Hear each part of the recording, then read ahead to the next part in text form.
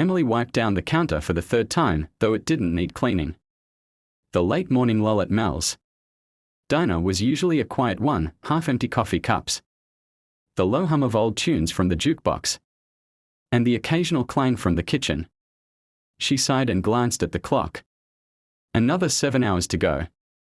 Her back ached, her feet throbbed, but she refused to complain. She had bills to pay, and more importantly, a sick mother waiting at home who needed her. The door creaked open, letting in a gust of cold air and a man bundled in layers of worn clothes. His beard was overgrown, his eyes tired, and his boots caked in dried mud. He looked like he hadn't eaten in days. "Coffee?" Emily asked with a soft smile as he settled into the corner booth.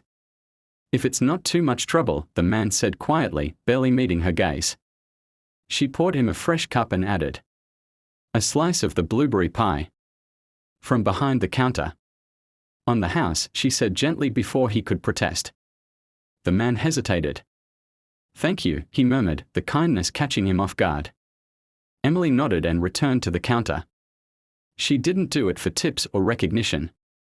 She'd seen hard days herself, her mom's medical bills, the eviction notice they'd narrowly avoided last winter, the skipped meals. Kindness didn't cost much, but to someone on the edge, it could mean everything. Over the next hour, she noticed him watching the people around him.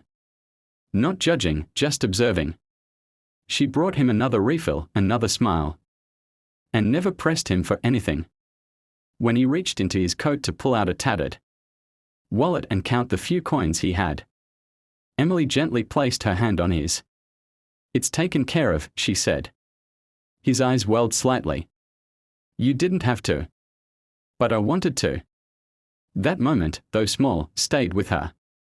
She didn't know his name, his story, or where he'd go when he left. But she hoped the warmth of the coffee and pie might give him some comfort. The world was cruel enough. If she could soften one corner of it, even for a while, she would. Later that afternoon, her manager spotted the unpaid ticket. "You gave away food again," he snapped. "This is a business, not a charity." He looked like he hadn't eaten in days. "I couldn't just."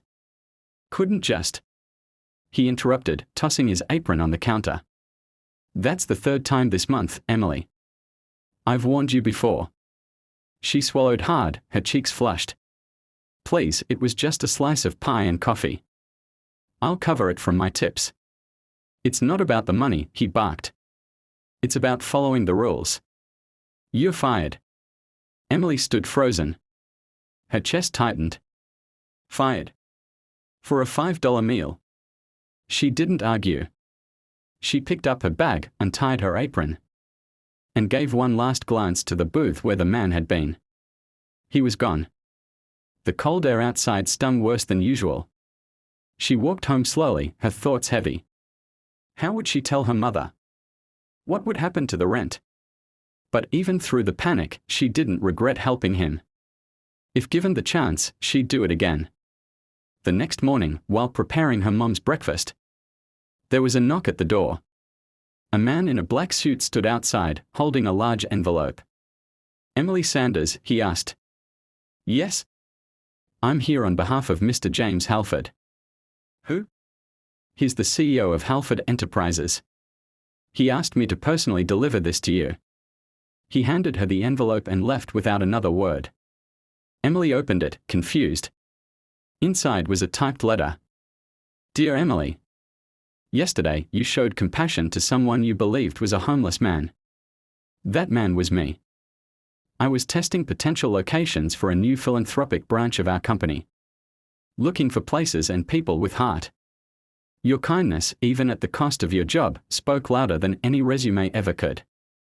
Enclosed is a job offer. You will serve as the community outreach director for our new program, with a starting salary of $85,000. We will also cover your mother's medical treatment in full. We need more people like you. With deep respect, James Halford." Emily stared at the letter, hands trembling. Her eyes filled with tears and her legs gave out as she sank to the floor.